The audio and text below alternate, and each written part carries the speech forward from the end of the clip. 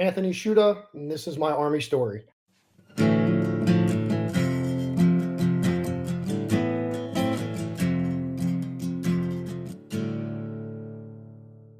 Anthony Shutta, welcome to Yes, the show, sir. bro. Yeah, man, it's great. Glad you could have me, bud. It's my first time doing this, so hopefully it goes well.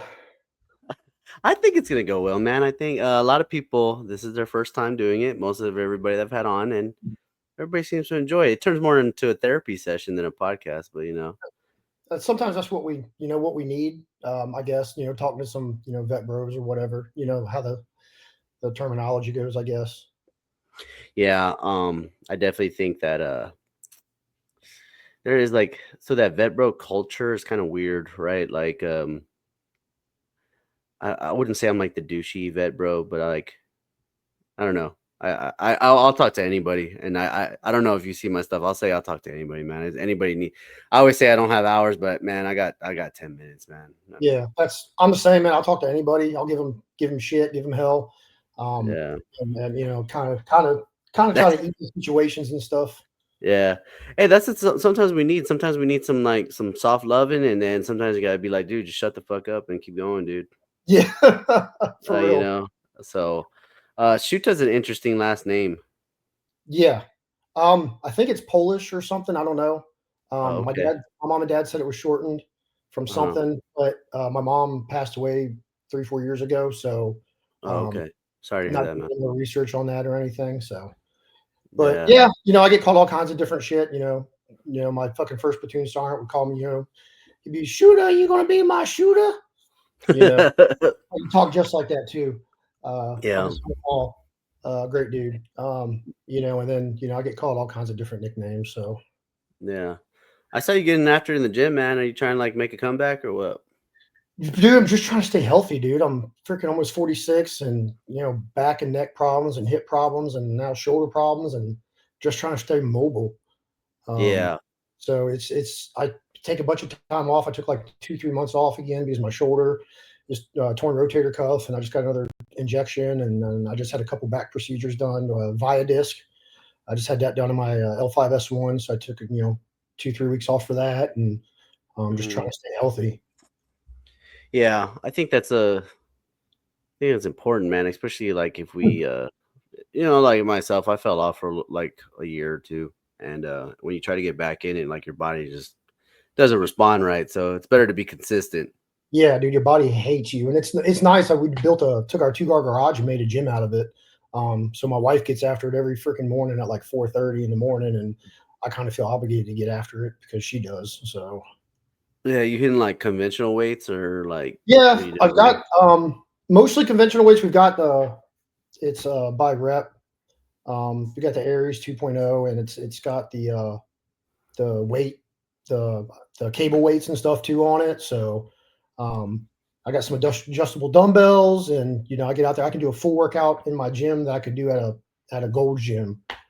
Yeah. So yeah, I got deadlift platform, everything else, man. I love it out there. It's nice. Yeah, that's good, man. Got to keep the fight going, dude. Like sometimes it's just therapeutic too, you know. I do a lot of kettlebell stuff. I like the kettlebell. I'm starting to get into that. I did that today, some goblet squats. So I'm trying to get after it and do new things as opposed to just conventional like deadlift, squats, bench. Because I can't do hmm much of those anymore, being in pain. So changing stuff up a little bit and trying to be productive as I get older. Yeah. So you said your mom passed away like 4 years ago. Is like were you guys pretty close or anything like that? Oh, dude, yeah, I was a daggone mama's boy, man, from through and through. Um, Yeah. I got along with my dad. I haven't talked to him in a couple of years because he just turned into an asshole after my mom passed away. So I'm like, I don't need that hmm in my life. But my mom held the family together, and I tell everybody I was a mama's boy. I'd give it to her, and she would give it right back to me. And we used to talk probably almost every morning on my way to work or my way home from work and stuff like that. So she's a Yeah. big, great, great lady. Yeah. Was that like how your upbringing was? Was like your mom like really catered? No, I wouldn't say catered, but like she really loved you more, and then like your dad Yeah, was hard my ass dad on was you, or no? like a hard ass disciplinarian. He was a Cold War vet. He did I think 8 years. He was a tanker as well. That's why I became a tanker. Was like, oh, I'm gonna fucking follow my dad's footsteps. Yeah. So he was real strict on stuff. Get up, make your bed in the morning. Daggum, I used to have to rake the dirt in the driveway, so it had rake marks in it. He was just, which is fine. I mean, it was good discipline. I wasn't like beat and like neglected and stuff. But my mom was like a real nurturer, and she would still get in my ass if I jacked around though. She would like let me have it too. So Right, right. So your dad was in the Cold War. Um, you're what? You said 46. Okay, so like what like how did you know that you were gonna join the military? Like I don't think kids are like. I mean, boys. We play with fucking soldiers. yeah, we used to play war in the woods and stuff when growing Yeah. up. I don't know. I just something I always wanted to do. I was actually a firefighter EMT down in Florida before the Army, and for like 4 years. And I just wanted to change the scenery and like people um, Mm, stuff. So I was like in March of or no, when it was December of '02, I went down to MEPS, and then New Year's Eve, I freaking went for phase one in MEPS, and I swore in sometime in January, and in March 9th, oh, damn. I shipped of '04. Yeah. Where are you from originally? Originally, I was born and raised in Virginia, and then moved to Florida, near Daytona Beach for like when I was 12, and then I've been in the Columbus, Georgia area since August of 2004. Oh, okay. So how was like were you like involved in sports or anything like Yeah, that? man, I did weightlifting and football in high school. I mean, I was a scrawny dude. I was like 90 pounds my freshman year. I think I was like 130 or 140 when I graduated high school. But I played football, and I did weightlifting, and just normal, always playing outside as a kid and trying to be active. And after high school, I still worked out, tried to do some powerlifting and stuff like that throughout the years. Yeah. Well, so you said you were a firefighter EMT and you joined for a change of scenery. Like, was it just not going good or like, Yeah, I had some friends down in Florida that were like not doing good things. Like I owned a business and stuff with a buddy, and he was just like a douchebag. And I was like, yeah, "Fuck this!" I'm like, "I'm done, dude." I just fucking left the business and shit, and yeah, like I'm just gonna go, fuck it. I was like, I'm gonna go in the army, just yeah. whim kind of. That's pretty hardcore, dude. Being like 18 or 19, like owning a business already so early. Like, it's kind of, Yeah, I had two good friends that were firefighter paramedics down in Florida, and we started a lawn care business. Then we ended up doing an online business, and it actually exploded on 9/11 because it's just a t-shirt shop. We were sorry. doing. No, yeah, that was a bad pun, dude. Yeah, Dude, it was funny, yeah, dude. yeah, bad pun, bro.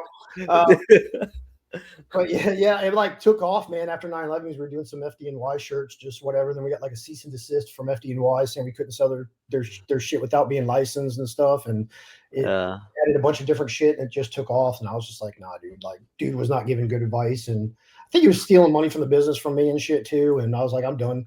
So yeah. up in the army. Damn. So You're like the OG merch company, dude. yeah, yeah, for real. Like I think it's still on. I think that every once in a while I'll check. It's not. It's called Firestore Online was what it was Uh-huh. called, and I know he had it with a wife, and the dude ended up committing suicide a couple, like probably 5 6 years ago. Um, but I think his wife owned it or has it now, and she was a fucking mail order bride. I'm pretty sure. So dude was all kinds of fucking weird. Um, Yeah. but looking Man, back at it, I didn't know now. I know now how it was, but like when I was like 19, I didn't. The one dude was cool, the other dude was a freaking just weird. yeah.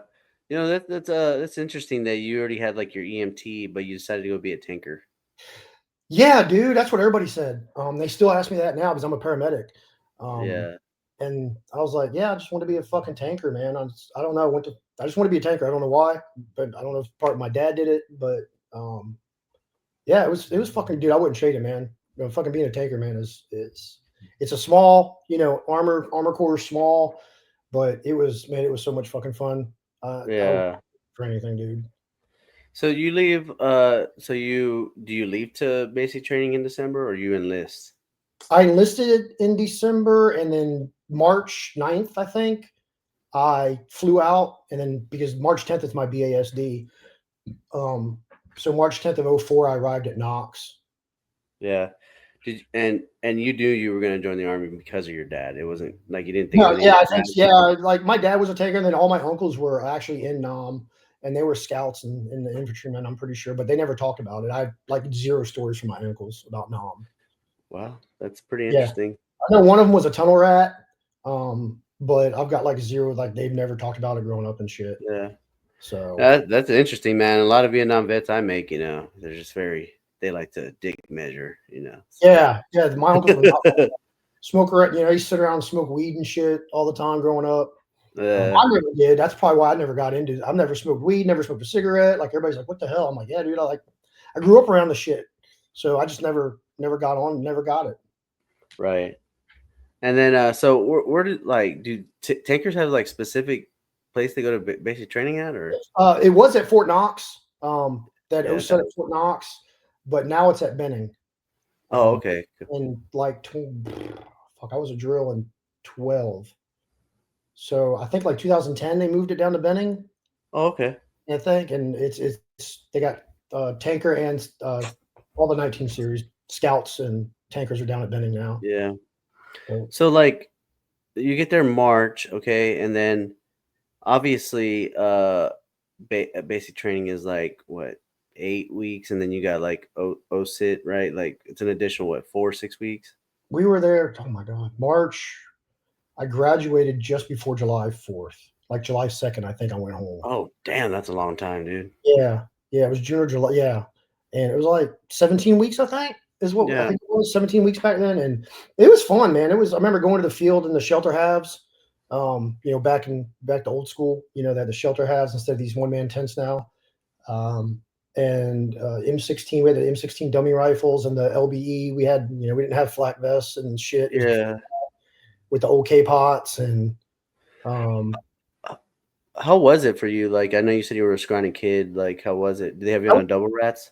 no, man. So when I was 24 almost, I turned 24 in basic. I was actually like 180, 170, 80 pounds then. And I was actually in good shape because I'd been lifting all that whole time throughout high school. And then I continued Yeah. to do a little bit of powerlifting before I went in the army. So I was in like the runs were easy, the push, I maxed like almost everything. So Uh-huh. I was in decent shape and we used to get smoked all the daggum time, man. Our damn drill sergeant used to fuck us up every fucking day. He was getting divorced. I remember that shit. He's getting divorced and he slept in the barracks. And I remember him bringing women in and shit on CQ. And he always fucking yelling at us, probably you ain't you shit. Uh, but So like you do basic training, right? And then obviously the invasion of Iraq, right? It's yeah, during this time. yeah. Um, What are so they telling you guys? I don't remember them telling us anything in basic about it. They're like, oh, I was supposed to go to Polk, and that's when they were doing like the battle buddy stuff. So me and a dude from my company were supposed to go to Polk together, but his orders changed to Benning or something. So like the day of graduation, they handed me new orders and like, hey, you're going to fucking Benning. I was like, cool, cool. They're going, yeah, you're going to third ID. I was like, all right, cool, whatever. So I fucking Yeah, got to Benning, and they're like, oh, you guys are going to third ID in process, and they're getting ready to go to JRTC. And that was me, my buddy Hicks, my buddy Seaboy in reception. I remember us dragging our dicks for a week in yeah. reception, so we didn't have to go to GRTC, and we didn't. We didn't. We went up to. I remember the first night they're like, "Oh, you guys are going to Third Brigade." They're going to, like I said, GRTC, and they're like, and then they're going to Iraq in January. I was Uh-huh. like, "Oh fuck, dude!" I was 24. I remember calling my fucking mom and fucking bawling, dude. I was like, "I'm going to fucking Iraq." I was fucking.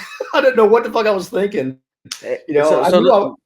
let's back up a little bit. Let's not get too far. All I'm right. very curious. I'm very curious of how like tanker school is. You're the first tanker I've had on. So like what is like the first like phase of it like entail? Normal basic training, um, and then we got introduced to the Abrams. We did some simulator, like driving simulators, Uh-huh. which was freaking cool as all get out. I remember we didn't get to shoot. We get to shoot the main gun. We didn't get to shoot the 240 or the M2 though, which was freaking weird. We shot the nine mil and the M4. We did a little bit of maintenance. Um, I just remember learning about the gun and like what the tank can do, I guess. Yeah. But I don't remember too much of the daggum training though. I remember going to the motor pool a lot, and like I remember sleeping on the back deck out in the Yeah. field and stuff like that. But it wasn't too in like everything I learned, I think, was when I got to the line. Okay. So how many people actually fit inside of a tank? 4. 4. So you got Yeah. the driver, the tank commander, Yep. and what? The loader and then the gunner. And the gunner sits below, like the gunner will sit here and the tank commander will sit above him. So he can freaking punch you in the head or kick you in the head if you mess up. Yeah. And then the loader's across from you on the other side of the gun. And then the driver's actually down into the hall, the front part of the hall, and you can't get to him unless you throw the gun over the back. Mhm. So it's kind of it's I get the gunner seat's comfortable. You can sleep on the glass if you need to on the gunner site. Put your Yeah. seats on the gunner site, take a nap. Same with the tank commander, but it's not tank commander's. It's not really as comfortable as the gunner. And the driver actually lays down, Yeah. sits back like he's in a recliner and uses T handles to drive the tank. Oh, okay. Okay. I've been inside one, but like I've never. It was like for the 30 seconds when I was at Yeah, NTC. I was like, "Hey, can I get inside the tank?" And then they just let me go inside the tank. Well, so I have another question. Like, what's yeah. up with the tank? What's up with the tank boots, bro? Man, it's like a rite of passage. I guess there's all kinds of like history about them. Like, there's no laces to melt and burn. They're easy to get on and off. The leather straps, so you don't have laces, hanging and getting caught on stuff. Because I mean, you get your stuff caught on everything in a daggum tank, getting in and out of it. Yeah. Um, After you qualify, you can wear them. So Qualified like after school? after gunnery, so you have to shoot a gunnery before you can wear your tanker boots. So Oh, so like in your main unit. yeah, your main unit. Yeah, yeah. Get to your main Oh, unit, qualify, and then your tank commander or your gunner is supposed to buy you your first pair of tanker boots, but obviously that never freaking happens. So yeah. you end up buying your own tanker boots and then wearing them. And they're not. I don't think they're comfortable at all. The pair I got Yeah. an H8 brand pair. I still got them. I don't think they're comfortable. I barely used to wear them. I used to like to wear just regular like Vietnam style boots. Oh, yeah, they're like jungle boots or something Yeah, like like that. the jungle boots, That. Yeah. when they were black. That's what I used to wear. Yeah. So when you get orders to Fort Benning, and then they're going to JRTC. Like obviously nobody fucking wants to go there. Yeah. So you got slow bucket. You're in processing week, Oh right? yeah, yeah. I don't know how much we actually did like slow it down by drag, but because we didn't really drag around, we just didn't like go extra fast. Right. And so we never went to JRTC. I remember them telling us all the time, like, "Hey, you guys are gonna get your TA-50 so you guys can fly. They're gonna fly Black Hawk down, and you guys are gonna fly out on the Black Hawk to JRTC." And we're like, "Yeah." Never happened. So we used to get like 3-day weekends all the time on rear D. So being on rear D, obviously you're like, oh, this ain't the real unit or whatever. Yeah, well, I can't see. I don't remember. I remember just like, yeah, they're going to JRTC. We're doing. They were going here. So I got there, like August 26th of 04, I think I got to Benning, and we went downrange. We flew to Iraq sometime after the first year, like the first week in Oh, January, I think we flew of 05. We flew to Iraq. okay. So when they come back from JRTC, right? Like that's like part of like the certifying shit, which Right. I always say like that and NTC is for the officers, right? Like, oh, well, we made decisions to do this or whatever. Um, so like, how is like the train up? Like, obviously, you guys find out you're going to Iraq, but like, what is the train up for that? Like, I'm curious, like, how you guys do stuff. I know we went to the range in four range, and I know we Yeah. did a gunnery. We did a field exercise. We did a gunnery. I remember that. So what do y'all shoot at? Like, what the? Plywood, like Okay. freaking plywood targets that have heat signatures behind them. Like look like a tank. It looks like a truck. It's like a square. Okay. So a square with like a square with a roof on it. Looks like a damn car or like a truck. Or Yeah. so. If you've ever seen any, I guess, video games or whatever of like tanks and thermals, like what the UCOF looks like, looks the Yeah. same. And you guys work like hand in hand with the scouts, right? I did during the surge. When I went back during the surge, we did hunter killer teams. That was my first experience working with scouts doing hunter killer teams. Okay. Okay. So so after your gunnery and everything like that, you guys are getting ready to deploy to Iraq. So how long are they telling you you're gonna be there? And your unit is what? Delta Company 115, Yeah, I right? was in First Battalion, 15th Infantry, Delta Company, and I remember them telling us 12 months. We're gonna be 12 there a months. year.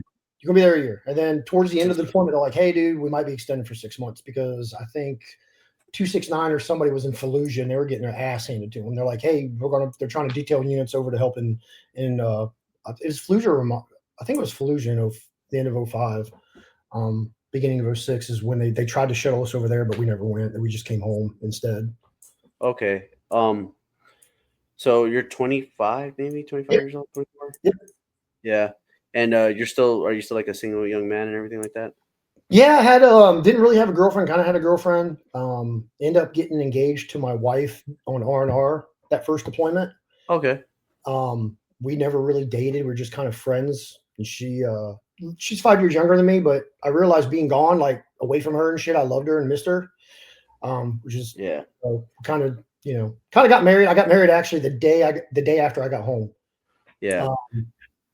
And I know that you said that, like, you told your mom, like it is kind of a scary feeling, that knowing that you're gonna go to a war zone, And I think it was like, oh, I knew I was going, like, because in basic they're like, yeah, this is the unit you could be going to. You guys know what's going on. We weren't doing like mount training and stuff like that. We're still doing like conventional, like, trains. We didn't have the IFAT, we didn't have the IOTVs. We're still using LBE, the old school LBEs with the canteens on them and the dummy rifles and stuff. So we weren't doing all that maneuver to contact and stuff really like they're teaching now in basic.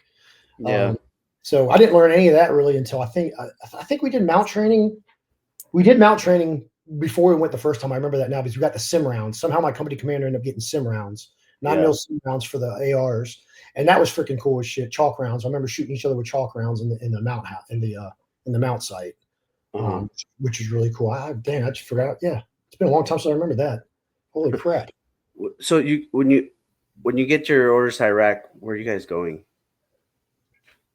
So we went to Adwar, a little bit south of Tikrit, and so if you're familiar with Saddam's hole, where he was found at, that was our AO. That was our AO. Okay. And so how are you guys getting there? Are you guys driving your own tanks there or what? We headed them.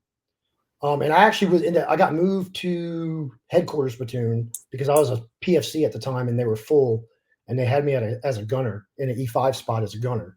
So we got some E5s in, so they moved me to headquarters platoon. So they headed all the tanks up north and the dudes rode in the tanks on the back of the hets with no ammo. Shit. Which my buddy Pope, great fucking dude. He was in the 3 tank and they dropped an IED on it from a bridge. 3 tank was cursed. The tank, that's a fucking story in itself. But I ended up riding up in a 113 with like fucking 16 dudes in the back. I remember us being packed in there like sardines in the back of the 113. And the dude who drove it was a specialist, and I think he was in during the invasion. And I remember him driving us north, and everybody was like, dude, this thing ain't going to stop anything. Like, if they shoot at us, y'all are going to be freaking mushing about it. I was like, oh, this is nice. This is great. My first time going across the berm, and I'm in a tuna can. That's not going to stop nothing. I'm excited. So, but we got up there and it was uneventful. So, like the deployment itself was uneventful, or the ride? The deployment itself was interesting, I guess. I didn't know what to expect. We were on a small fob Wilson. It was 400 by 400 meters. It was a small fob. It was only us and Bravo Company, Baker Company, 115. And then the rest of the battalion was down in Samara at Fob McKenzie. Okay. So we ran out of there, and it was actually nice. We had an indoor bay that was all concrete.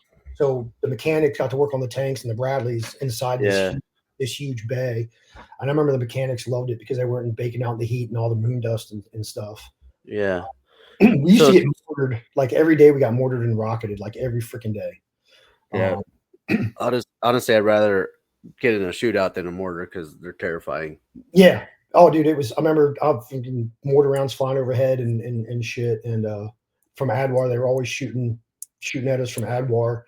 It was fun. I remember I only fired 2 rounds that whole year at a car that was running from a checkpoint. And I actually made it to the end of October before I got blown up the first time. And so wait, you actually shot the tank at a car? No. We were actually so they had us in Humvees. Oh, okay, okay. most of the time. So we used to do patrol up and down the bypass in the tanks, um, Yeah. and we would just drive and then counter IED, which they'd want us to hit the IEDs instead of Bradleys. Um, Yeah. well, yeah, That's some army shit, dude. I'm just that's the laughing dumb 'cause army shit, exactly. yeah. And I think if I remember correctly, I know my buddy's tank got hit, and he ended up going home. My buddy Pope did. I don't think any Mhm. other tanks got hit. I know 2 Bradleys got hit, or a Bradley got hit and killed one of the lieutenants, Yeah. Lieutenant Foxtrot, and Captain Cahill passed away from an IED attack in a Humvee. We Yeah. just actually did. I actually went to Baker Companies. They did a memorial, a 20-year memorial, actually, 2 Yeah. weeks ago. I went to that. It was pretty cool. Saw some dudes I ain't seen in like 20 years. Yeah. Um, but yeah, I didn't get to shoot the tank at all. Didn't get to run over anything. Didn't really nothing cool. Got some cool pictures that I deleted.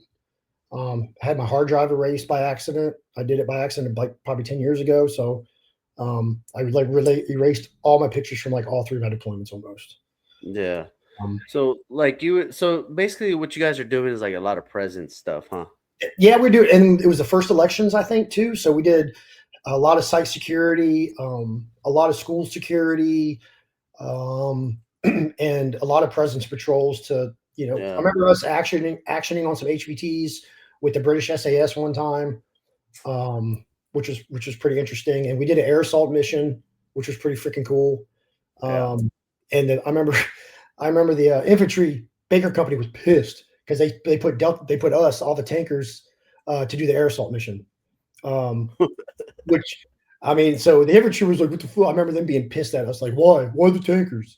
But it was still cool, you know. They did a hot landing. We landed, got out with our nods in the middle of the night, raided a couple houses, and waited for them to pick us back up and take us back to the fob. So Yeah. that was pretty freaking cool. Not gonna lie. Yeah.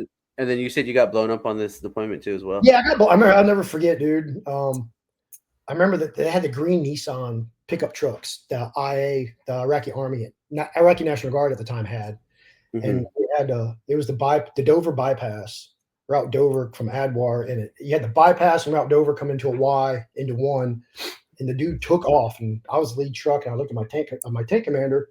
I was like, "Hey, Sarge, like, what do you want me to do?" And I remember him going, "Just haul ass," and so I held ass. I remember getting blown up, and I remember it was me, my tank commander, my gunner, my best friend. I remember my legs went numb, weirdest feeling ever. We didn't have ear pro back. We didn't wear our ear pro, um, Yeah. and we didn't have headphones. They didn't have the headphones back then, noise canceling headphones and shit. So we were all fucking deaf. And I remember grabbing my buddy, going, "You okay?" He's like, "Yeah." My tank commander's yelling at me. We're all good. And we get out, and the tire's blown. And so we had to change the tire in the middle of the MSR, which pissed me off. And then the Iraqis like turned around and asked us what happened. The Iraqi army did. And I was like, I chewed them out. Like I was just like pissed. And then we got shot at by an RPG. Um, my platoon leader looked at the dude in the freaking. He was in a mosque in a tower. Looked at him, and the scout platoon was out doing. He was doing. They were doing site security for us. So we could recover. And dude got hit in the leg with the RPG and it didn't go off though. I remember watching him fall over. Oh, damn. Yeah, he got medevaced out. I think he just hurt his knee real bad. Yeah. Um, so I'll never forget that shit. So you probably suffered from some, like, nerve pain or something, Yeah. like nothing you didn't lose, like, any limbs or No, I anything don't like think he that? lost anything. I remember they said the scouts I think were saying his leg was real swollen, like it hit his knee. I remember watching the trail, the smoke trail, Mm. freaking popping. And I remember the dude just falling Yeah. over. He was a couple hundred meters up the road. No, I'm specifically talking about you. So, like, when you got blown up, like, Nothing. So after that, I started having left hip pain. I think that's when it started. And I've got a partially torn labrum in my left hip, and I've had it, and I've equated to that was since my legs went numb. It's like a numb feeling down both my legs and shit. I kind of equated that maybe the jarring of the IED tore something. mhm. So I don't know, but that's kind of like I equated either that or ruck marching. Dude, Um, I feel you 100%. I tore my labrum on my deployment too. I fell in a hole. oh So, I was yeah, on a night patrol, and I freaking fell inside of a hole, and they keep trying to do surgery. Like you should get surgery. I'm like, nope, I don't want. Like same with my rotator cuff. I just tore my rotator cuff last year. And I don't want damn surgery on that. yeah, I don't want I'm surgery trying to either. I'm trying to peel it off. Yeah, Dude, the recovery process is just forever too, That's man. Like, what, and I'll get depressed again. I don't want to go down that rabbit hole of depression again. yeah. That's not fun at all. So you go on this deployment, right? 25 years old. Year later, right? You come back like 2006, right? Yep. And like, are you?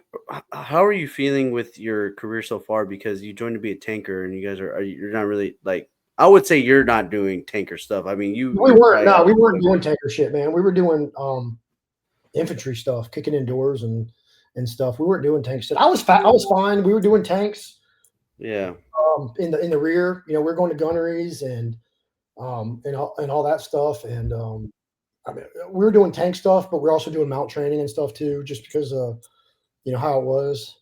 We started ramping up for our next deployment, which got bumped up. and you get So married, and you get married when you come I back. got married the day after we went to the There you courthouse and go. got married. January 10th, I got married. Uh-huh. She actually moved up here and moved her whole life up here, and got an apartment for us and everything while I was deployed. So I That's came home good. to a freaking house and an apartment and her and everything. So we got married at the Yeah. courthouse after I got home. So how long from this point to your next appointment? 12, 13 months. Oh, so another year. So like 07. Yep. February of 07, we went back. We are supposed to go back in like September, but they're like, hey, the surge is going on. They're doing an influx. Guess what? 3rd Brigade, 3rd ID, you guys are getting the shit into the stick.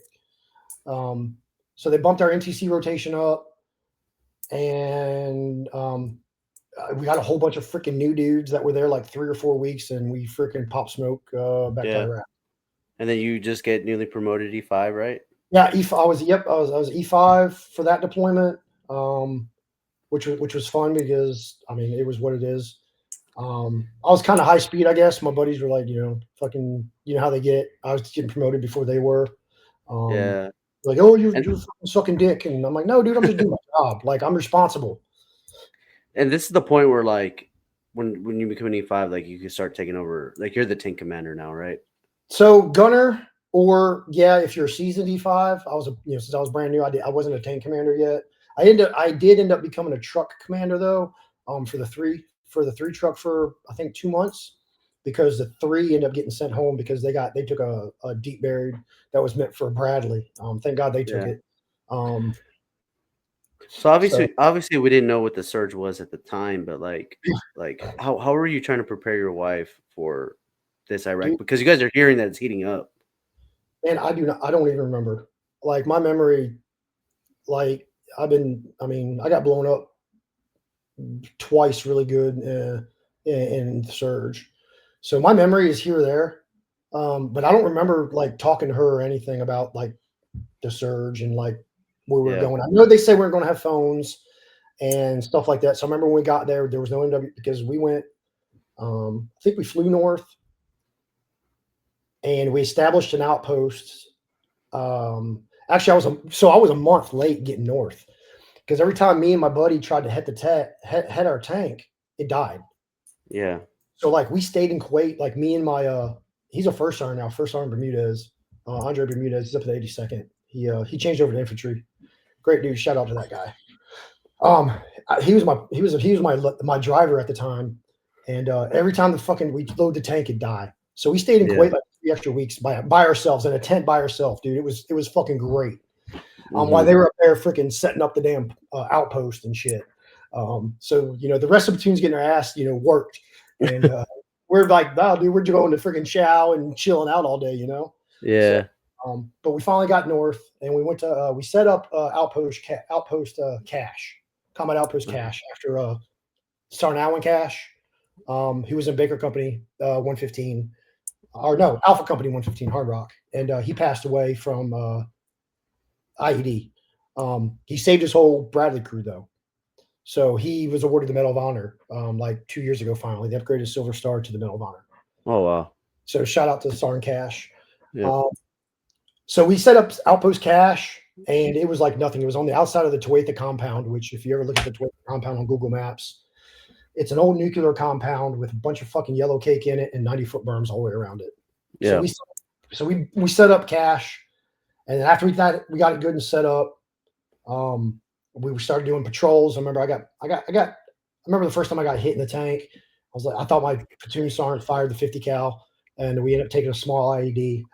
And then the first major IED we had was on Route Kelp. After setting everything up, we were starting to do presence patrols because nobody had apparently patrolled that area before. Yeah.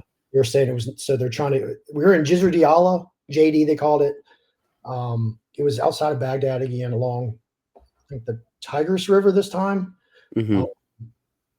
And so we were going up and down, the Tigris, and I remember we were throwing thermite grenades and just burning all the vegetation along Route Jennifer. And that's pretty. I know it's gonna sound crazy, but that sounds pretty cool. Thermite grenades. It's not even to do cool shit, man. But I mean, Yeah. like I got to do shit like that. I got to do. I don't know, man. Like I'm a very humble dude. You know what I mean? But we all like, we all got our own stories and shit. And like I'll talk about stuff randomly to people, and they'll be like, look at me like I'm weird. Yeah. Even dudes I work with. I got a dude that is just got out. He's an officer, and he was a tanker. So I've told him some stories, and he's like, yeah, dude, that's like legit, like cool shit. But it's not really. But yeah, man, I'll never forget, dude. We were burning up the whole route. It was just it was like a single car route, and we're just dropping thermites, and they were walking. Infantry was walking. We had scouts and Bradleys. We had EOD out there, and we had us in the tanks. And I remember, dude, we were so freaking bored. It was so hot. We were throwing thermites, and I went out and ran through a thermite in a ditch, and turned around and mooned the like a RG-33 crew in the back of RG-33. Dude, I just fucking dropped my fucking CVC, dude, and fucking mooned them and shook my ass. It fucking ran back to the tank, dude. No IBA on, no nothing, dude. Just fucking, middle 07, dude. But we had a lot of fun, dude. And then we caught a catastrophic IED on Route Kelp on April 27th, dude. And that was a bad day. Went out the day before on the 26th down that route, possible IED and shit. They cleared it, nothing. We went back out the next morning, the same exact configuration with the company commander. And Bucky 5 at the time. I remember bitching at my platoon sergeant, like, we need to change formation, dude. Like, the mine roller doesn't need to be on the front of this truck, like TTPs, man. And they're like, oh, we'll be fine. Nope. 400-pound deep buried, man. Fucking took 3 of the 4 crew members, dude. It was wicked. It was a wicked day.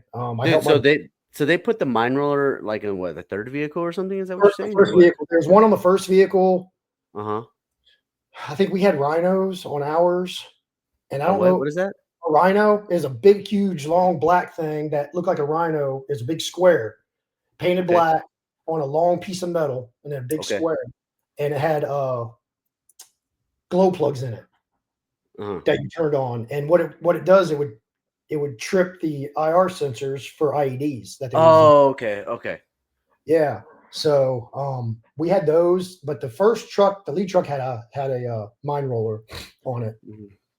And so they didn't, the mine roller ran over the ID, but they didn't make it blow up or anything, or no? They did. It was actually offset. So like the crush wire was here, but the IED was back here. So Haji was fucking getting smart already to how we were rolling, and the mine roller stayed on the hardball. The truck got fucking ejected off the hardball. Yeah. And it flipped 180 and was facing back the way where it came. And my buddy said it did a 360 in the air too. It ejected 3 of them, which were all deceased. All my buddies were deceased. But the truck commander lived. What kind of vehicles are you guys in? I just want to hop on here real quick and give a quick shout out to our sponsor, Craig Fleming at Fleming's Cleaning. Go ahead and use code word GWOT13 for your next commercial or residential cleaning. If you're in the San Antonio area, please hit him up. It's fall. It's dusty. Let's get your house or your commercial property clean. If you haven't done so, please go ahead and subscribe to our channel, share this content, like, and hit that notification bell. Follow us on all major socials, Facebook, Twitter, TikTok, Instagram. We're also on Spotify, so if you like to listen to podcasts on the road, go ahead and check us out over there. And with that, let's continue the episode. 1151, the Humvees, 1151. Okay. So it was supposed to be, the up armored, the second or third generation up armored Humvee that we had at the time in 07. So yeah, it was a pretty wicked. It was Yeah. a pretty wicked fucking day, dude. I'm actually kind of surprised you guys went down the same route. The same configuration, Like you're same talking about order like march, same like order, same everything. order march. Everything was the same. Like we didn't change anything up, dude. I was so pissed. Like like I'll kind of let it go now. It's been almost 20 years, but I Yeah. mean you can't change the past, you know. So Yeah. I mean, so like you briefed your platoon sergeant before that, like, hey, we should change the route or yeah, man. I something? remember. I Or remember being like before we did platoon brief. I was like, "Hey, Sergeant, we need to change up this shit." Like we went down this order of march yesterday, and because I was my platoon sergeant's driver in the truck, and I was like, I just remember freaking bitching at him, like, "We need to change our order of march." He's like, "No, we'll be fine." I'm like, "No, dude. Like they know we're coming. Like we did this. yeah. We on this route yesterday, man." So what is the reason you guys are going down there again? So we were going to meet the sheikh, the Mhm. local sheikh in the village, and I cannot remember the name of the village. Tuatha. It was the Tuatha village. Um, and we're just going to meet and shake hands with the local sheikh to let him know, hey, we're here, dude. I know you haven't seen Americans in a while, but we're here and we're going to try to help y'all out. Yeah. Hearts and minds, dude. Yeah, exactly, dude. And we were Man, winning. that's so weird though, man. I'm like a little bit baffled and I'm kind of taken back. Like everybody knows you shouldn't take the same route, dude. Like, Yeah, at least change your order march up, man. We went the exact yeah, same way. I remember. I'll fucking never forget it, dude. We went the exact same way down Route Kelp yeah. uh, I towards mean, Jennifer. So you don't really blame yourself or anything for that, do you? no, I couldn't. I was pissed off at the CO. Yeah. For the longest time, dude, my company commander.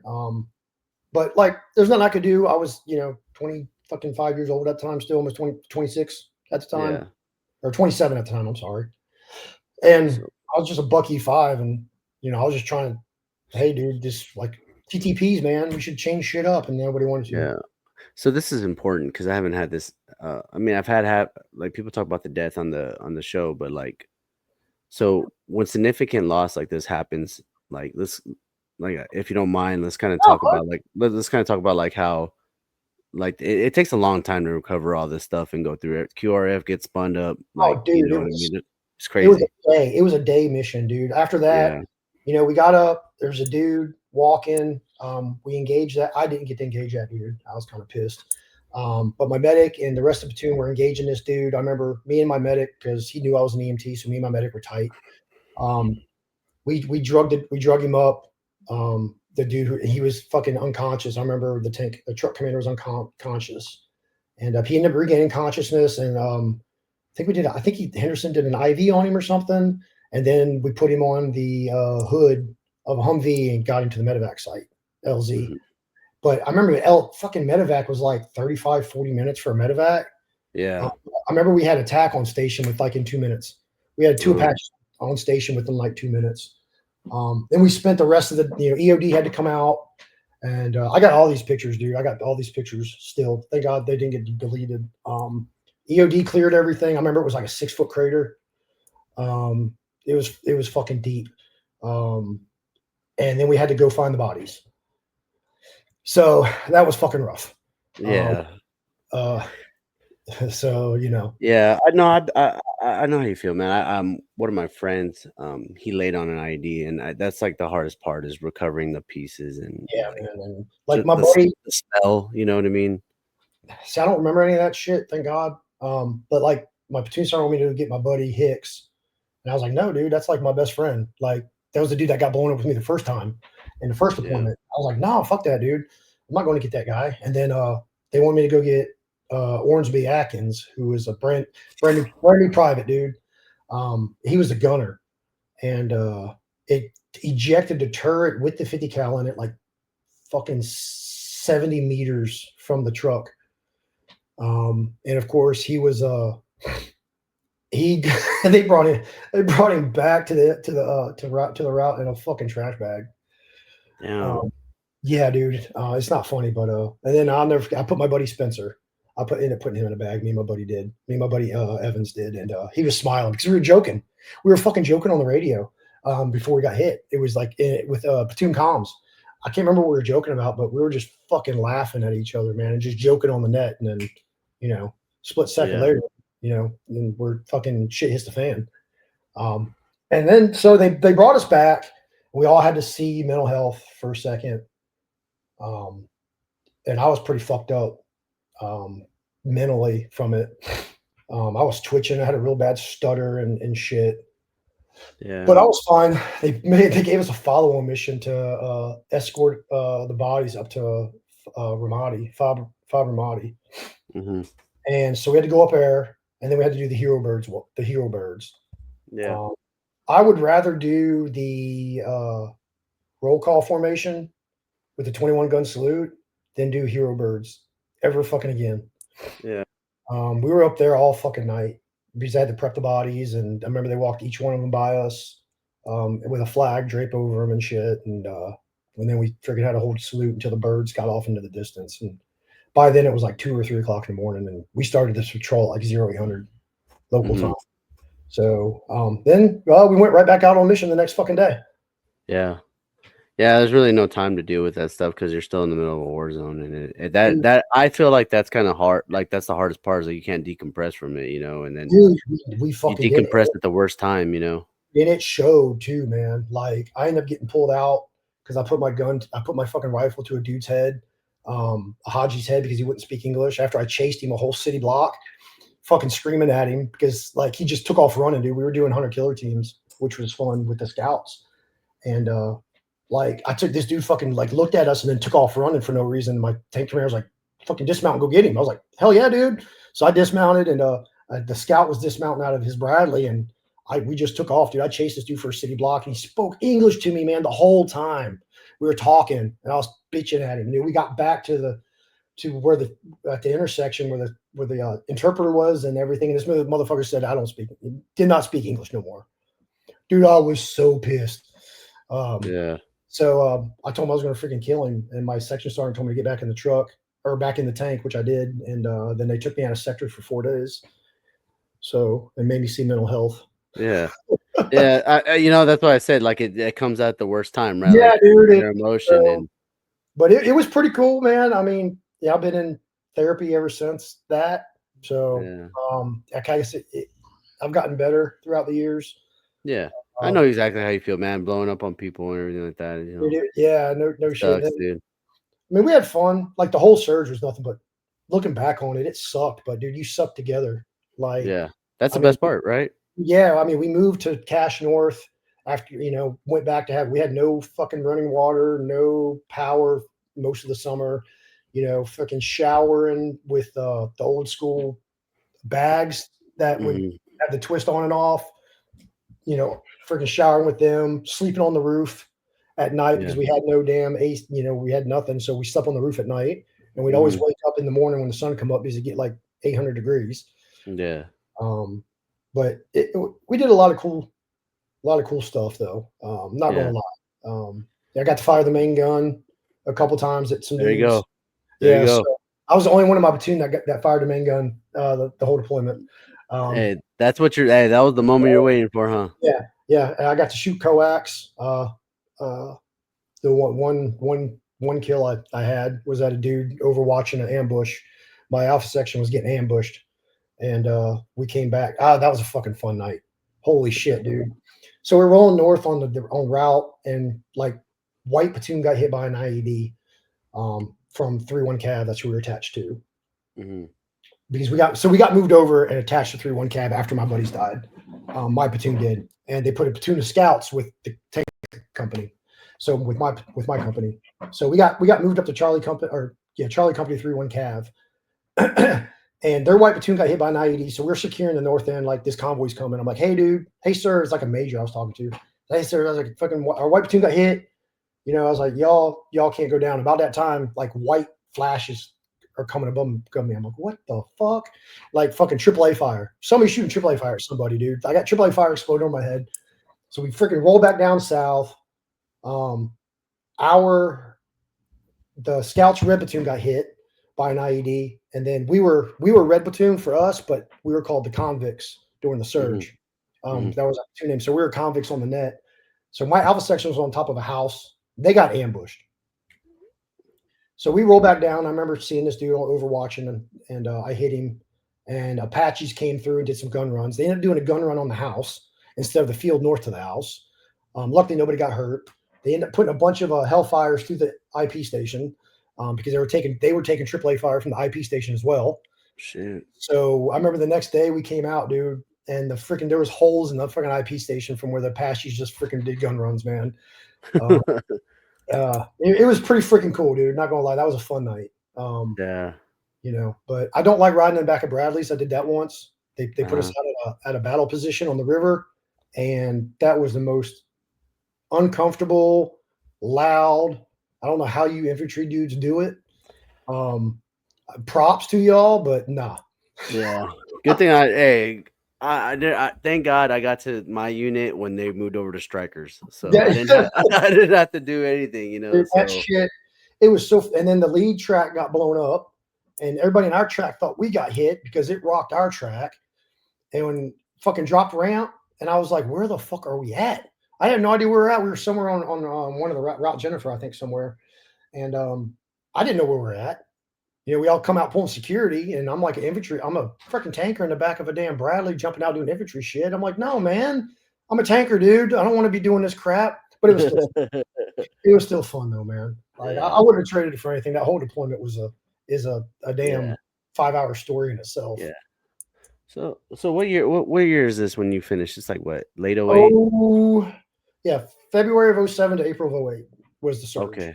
Okay. And then when you come back, I mean, obviously you dealt with a lot of loss in there, so it's kind of like that's the hardest part is like when you come back, you're so amped up, survival mode, and now you come back, and then this is like you're like, hey, I have some unfinished business over there, or like you're just like kind of. I re-enlisted over there to go to stay in my unit with I forgot who the damn general was at the time, some 2-star from 3rd ID. I can't remember his name. Yeah, re-enlisted us, and I re-enlisted to stay in the unit. And what did we do 12 months later? Ended up going back. So damn, dude. So you were in that unit, what? So you're already in that unit 4 years already, huh? Yeah, 4 years. Yeah, from 04 to 08. Yeah, I was in there 4 years. I ended up spending 8 years in 115. Dang, man. It's either you had a lot of pride or you just couldn't go anywhere. Both. Like, we were fenced and locked. Dude. We were fenced and locked. Like you go on whatever online to check IPERMs, and it was like your unit's fenced and locked. Your unit's fenced and locked. So barely anybody was leaving. Some dudes ETS'd out, PCS'd out. Most of us like stayed and did multiple tours.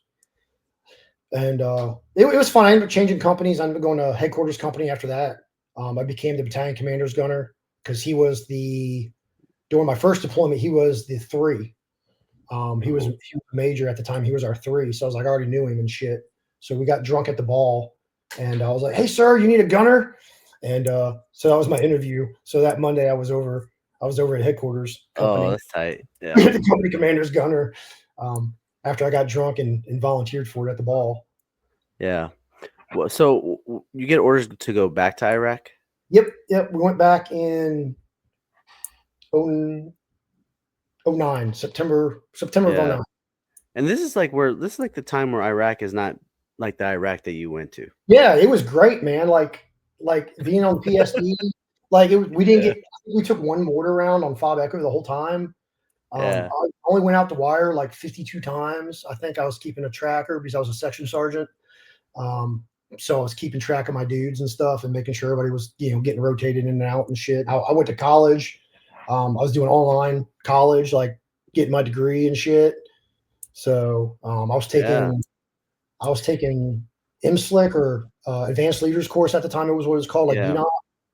Yeah. So, but like this is like, I know you said it's fun, but is this really what you want to do? I mean, it was different, dude. It was way different. Like I remember going on KLEs with the sergeant major, and like they were like, "Yeah, take your IBA off and leave it in the truck." And I was like, "No, like fuck that shit, dude." Like it was weird walking around. So for everybody watching, what is that KLE? Key leader engagement. Okay. Yeah. So like I was the scribe, I guess, for my sergeant major. Okay. Take notes until he realized I couldn't spell it right. Then he fired me. Which whatever, dude. I tried to explain to him, like, sergeant major, I'm not, you don't want me doing this. Oh, you're right. Sergeant major. But yeah, it was cool though, man. Like being there during like a time when I mean, there was no IEDs, I think, on anybody. I think we got mortared one time or rocketed one time that whole year at Echo. And it was just different. I got to work out like every day. It was freaking cool as shit. I mean, There's good chow. dude, yeah, we had actually KBR chow instead of like eating out of MKTs like we did the first two deployments. I actually had a chew with AC in it. We had wireless internet from Yeah. from Haji, which we paid out the ass for every month, like $60 a month for wireless internet or something. It was. Yeah. Um, Dude, it's wild, right? Like the time, like how things develop over time, right?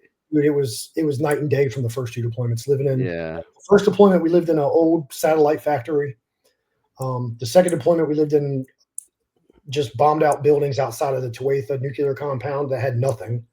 And then now we're living in shoes on an established fob with a KBR gym and a KBR DFAC, eating midnight chow and a PX and a green beans coffee. Yeah.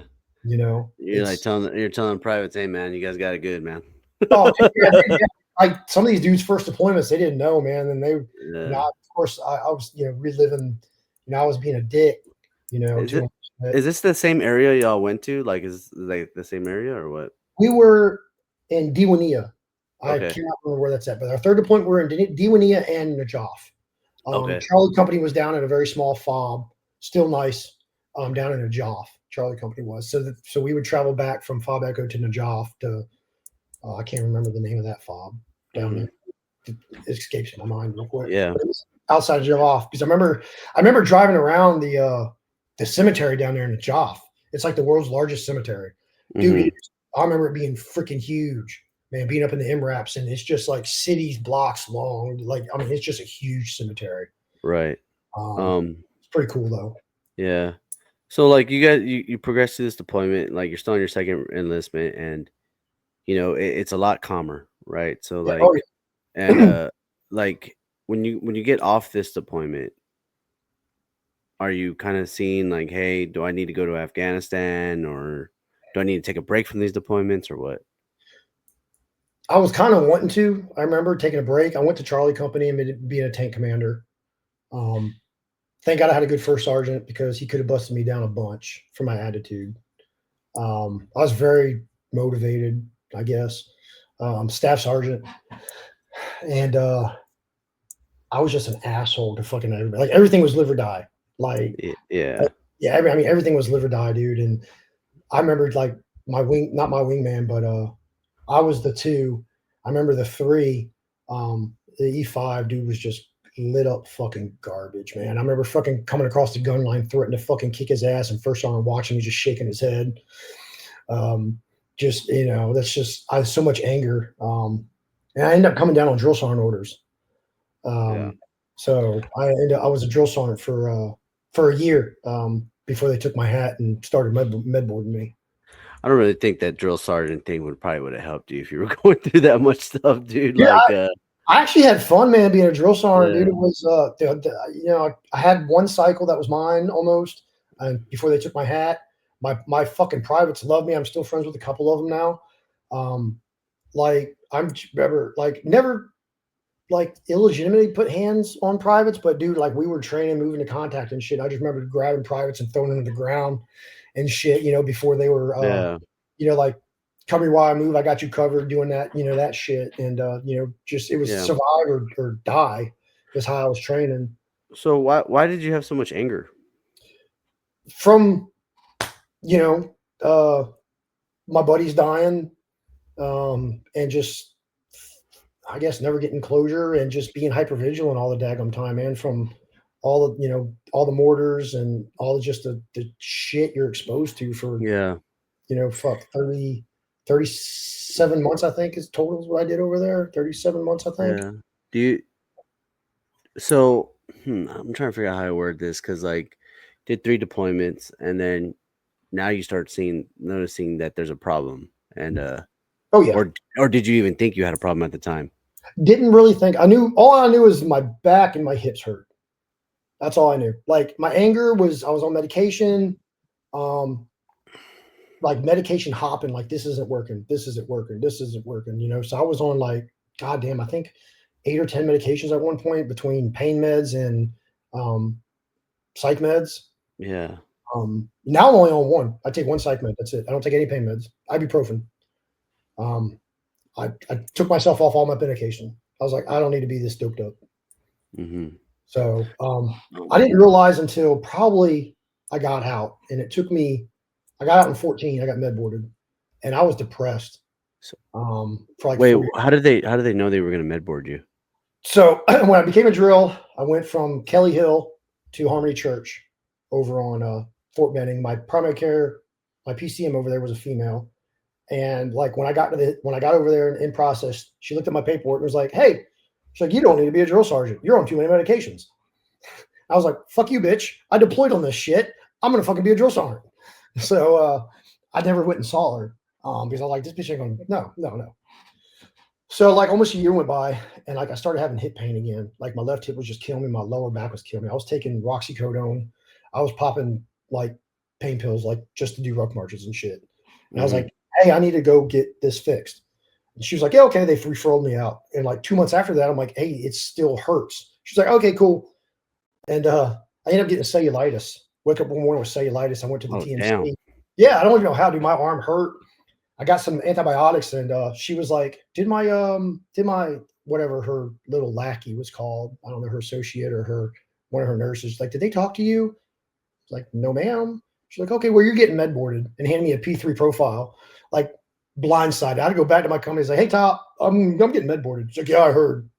And he was like, "Fucking, I don't know why you're fucking getting med boarded." He's like, "Sergeant Major shits in a colostomy bag, and he's still here." I'm like, "Well, way to make me feel like shit, First Sergeant." Like, Yeah. it's like it's not my choice to get out, dude. Trust me. Uh, Yeah. so they ended up getting me for chronic neck, back, hip pain, and a bunch of fucking psych shit. Um, which is whatever. I'm 100%. Didn't want it, but I can't change the path they had. I guess that was. Yeah.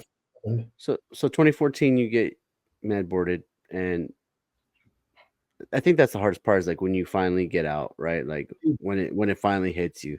Because I didn't want to get out. Like, and then my wife would always say that. She's like, "You didn't want to get out. That's why you're having a hard time letting go." It took me till like 2017 before I finally kind of let stuff go. Like my buddy's deaths had been 10 years.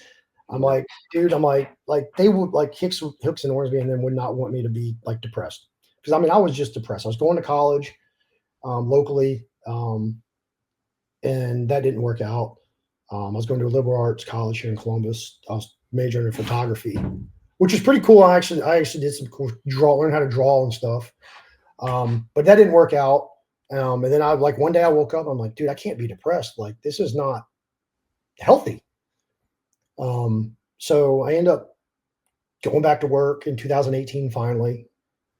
Came off Social Security disability and started to work out again and try to get healthier again and slowly coming off my medication. And got back into the fire service and got my paramedic. Got out of the fire service. Now I'm just a 911 paramedic. Hey, I have a lot of props to you, man, because I could not do that paramedic crap. Like, dude, it's fun. dude. It's not its days, man. I've seen some. Last year, I've only been doing it. I've been a year and a half. I've been working where I'm working, and Columbus is the second largest city in Georgia.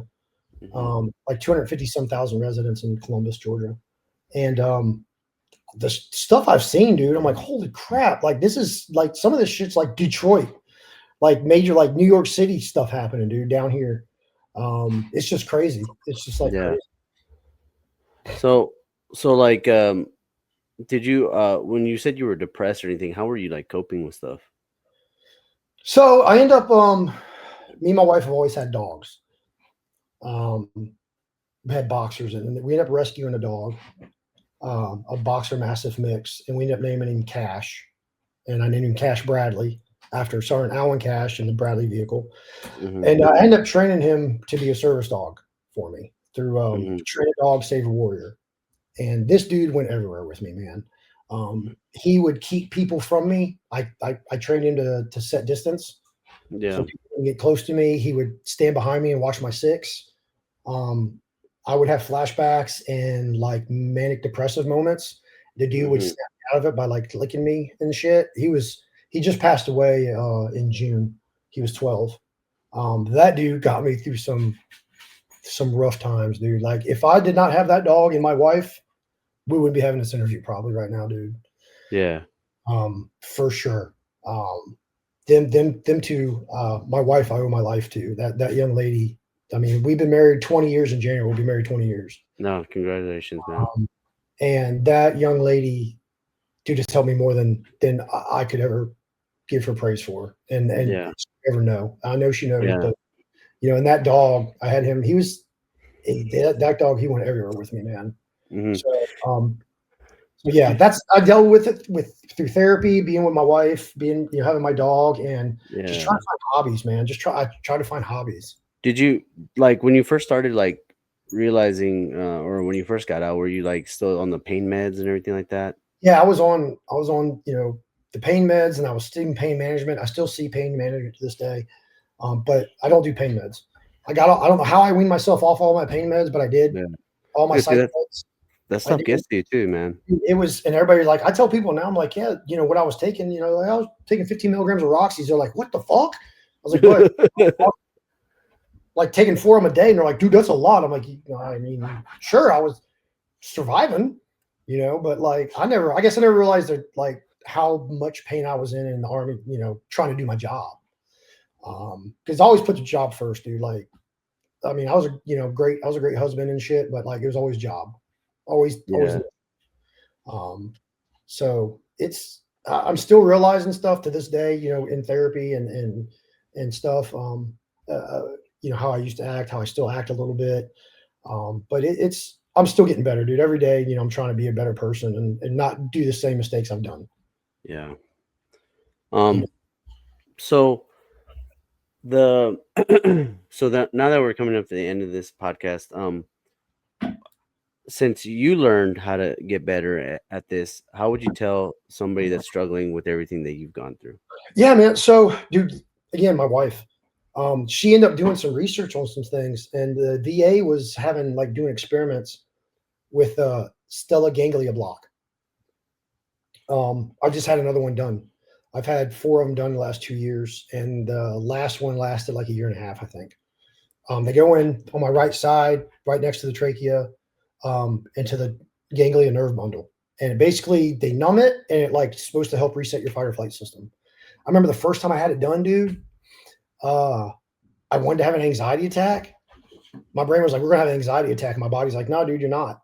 It was the weirdest feeling in the world, man. Like it helped calm me down. It helps I'm not as vigilant. I'm not as paranoid. I noticed a change. Like I was starting to get angrier again.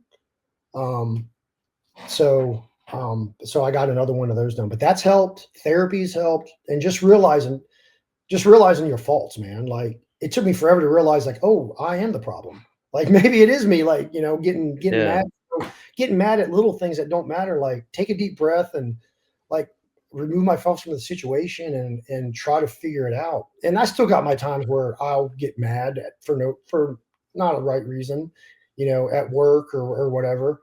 But I try to calm myself down and reflect on what I did and try not to do it again. Luckily, I got a couple good friends I work with that become real close with me and understand, what's going on and they try to help me. Yeah. You find a good therapist, dude. If they're in a therapy, man, you just what did somebody say? Kind of like a shop for a therapist, man. Because I had some shitty therapists. I had one dude I had for like 5 years. I didn't realize he was shitty till I like went to another one. I was like, that dude did nothing for me for 5 years. I just went in there and bitched every once a week, and he never gave me advice. Like realized that dude never gave me advice. Yeah. And yeah, like I had a therapist, and I don't know, she's gone. The place wasn't treating her right, but man, that was a good therapist I had, dude. But yeah. Get a dog. I've got boxers. Get a dog, man. Like dogs are amazing. Just find hobbies, dude. I don't know. I try to find hobbies. I love yard work. I love doing my yard, working on my yard. I like lifting. I got a Harley. I try to ride it when I can. So you just gotta find peace, and you gotta make peace with the past. Yeah, that's the biggest thing, dude. Is make peace with the past. Hey, dude, that's what I always tell people, man. Like, be proud of your service, but don't become it. Yeah, and that's what I was for the longest time, man. I was like, that defined me was I was in the Army, and I was like, I could tell my wife, I'm like, dude, I'm not like I'm a very humble dude. I'm not like a one like because I listen to podcasts, man, like the Medevac podcast, um, the Security Halt podcast. And like you get all these dudes, like most of them are SF dudes, 18 dudes, and they all like this cool shit, and they're all like, oh, I'm helping this fundraiser, and I'm doing this fund, and like there's nothing for us regular dudes, like us, us regular Army dudes. Yeah. Rangers have all their organizations and their nonprofits. Soft dudes have all their nonprofits that can help them. And I'm like, what about us regular dudes? Us 11 Bravos, 19 kilos, 19 Deltas, all us regular conventional combat dudes that didn't fast rope in and get out. We actually were in the shit every day for months. And what do we have to get the Wounded Warrior Project? Get the fuck out of here with that. Yeah. I mean, come on, dude. Just tunnel the towers. No, get the fuck out of here with that. We're like, yeah, they help people, but what are they actually doing for us? Right. So I mean, you, dude, you're doing a lot. Fucking starting this up and just being like a dude's dude. And I appreciate it. I appreciate it a lot, dude. Yeah, no, I appreciate the support, man, and I think it's important to talk to people. I think we spoke about this before, just kind of like having normal conversations, not like sizing each other up all the time. Yeah. It's not always hostility, Yeah, and man. like, dude, look, I don't even know you, and we've been on. I tell you this every podcast. I don't even know you, and I've been on this show for you over an hour, dude. And Yeah, man. No, it's I just could good go on to, all night too, though, dude. I could talk. yeah, I mean, I got stories about everything, man. yeah. And And and that's what I've kind of like was just like the most important part is always the end, man. Like, how are you surviving now? And I think that's what people need to hear. yeah, dude, I freaking love it, man. I live out on 2 acres in the county in Alabama, and I got my dogs, my wife, I got a fire pit, I got a gym, Yeah. and I don't drink anymore when I'm angry. Yeah. I was gonna say, man, I drink like a freaking like a camel. So anyways, I used to, man. I will though. I'll put them back, dude. I'll put them back yeah. to on a weekend or Um whatever, man. If I ain't got no plans and I'm in a good mood, I'll yeah. sit on my back porch out at my fire pit, dude, and I'll put a couple back. Yeah. Last question. Give me some husband advice right now. Some husband advice? Yeah. Oh fuck. I would say listen, but I don't do that half the time because I can't hear and I don't wear my hearing aids. You're not always right. Like, regardless if you think you're right, you're not always right.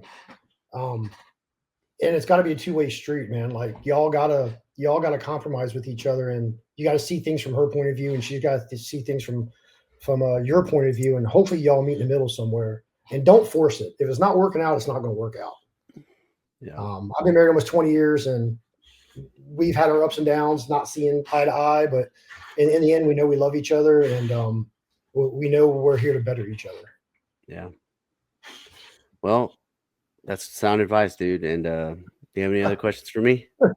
No, man. If anybody wants to get a hold of me, they can. I'm on Facebook Yeah. and Instagram under Anthony Shutta, and reach out if you're in the area and you want to talk or ride or grab a beer or whatever. Or, Yeah. I'm here for anybody, man. I'm 22 a day is too many, dude. I've lost more dudes to suicide than I did buddies in the war. Right. So this shit's not cool. Yeah, for sure. All right, Anthony Shooter, ladies and gentlemen, thank you so much for watching this episode. If you already made it this far, go ahead and hit that subscription button or follow if you're on Spotify. Share this content. Once again, hit us up on all major socials. I'm always looking for guests. Thank you so much for checking it out. We drop a new episode every Wednesday. And with that, we'll catch you on the next episode.